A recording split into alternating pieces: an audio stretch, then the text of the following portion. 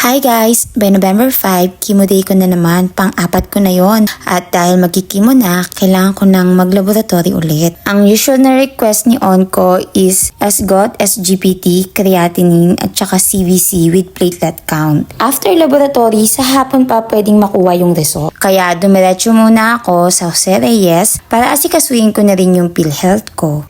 Nagbus lang pala ako from Muson papuntang Santa Cruz. Then from Santa Cruz, jeep naman papunta na sa Jose Reyes. Super traffic as usual, we're in the Philippines. Pero mas okay ang way dito. Unlike before na umiikot pa ako sa SM Fairview, then Novaliches, tsaka pala ako mag-Bloomingtree, then Jose Reyes. Etong way na to na ituro lang sa akin ng ka-breast cancer ko nung last chemo ko. Ito ang isa sa mga advantage pag nagiging friendly ka. Marami kang nalalaman at natututunan. O, diba? At ayun na nga, after 2 hours, sa wakas, nakarating din sa Jose Reyes. Kala ko maliligaw ako, pero thank God, hindi naman ako naligaw.